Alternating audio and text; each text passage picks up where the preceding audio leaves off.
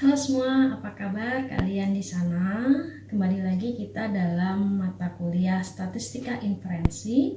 Kali ini kita akan belajar mengenai uji hipotesis mengenai proporsi. Nah, kenapa kita belajar di sini? Agar kalian punya 3 kemampuan, yaitu yang pertama adalah memahami bagaimana mengaplikasikan pengujian hipotesis satu proporsi. Kemudian yang kedua, bagaimana untuk mengaplikasikan pengujian hipotesis dua proporsi. Dan yang terakhir adalah memahami bagaimana mengaplikasikan 1 dan 2 sampel tes untuk varians. Itu adalah capaian pembelajaran di week 2 sesi 1 ini. Nah, maka ada 4 subbab yang akan kita bahas. Yang pertama adalah uji menyangkut proporsi. Yang kedua adalah uji menyangkut 2 proporsi. Yang ketiga adalah uji 1 varians dan uji 2 varians. Nah, mengenai uji 2 varians sebenarnya kemarin kita sudah lakukan ya pada saat materi uji 2 rataan. Kenapa uji varians dilakukan dulu? Karena pada saat ragam populasi tidak diketahui, saat kita menguji 2 rataan, maka langkah pertama adalah menguji variansnya dulu untuk menentukan apakah equal variance atau unequal variance. Oke, lanjut ke uji proporsi. Ada beberapa kegunaan saat kita melakukan uji proporsi. Di antaranya adalah untuk menguji proporsi pemilih yang mendukung politisi. Kemudian yang kedua, berapakah proporsi cacat dalam pengiriman produk? Ya, apakah sama dengan suatu nilai, lebih besar, lebih kecil, atau tidak sama dengan? Kemudian proporsi keuntungan dalam jual beli saham. Oke, nah mengenai uji 1 dan 2 proporsi ini, ya, untuk uji 1 proporsi bisa menggunakan uji binomial maupun uji Z. Uji binomial digunakan untuk sampel kecil dan uji Z digunakan untuk sampel besar. Sedangkan uji selisih 2 proporsi menggunakan uji Z.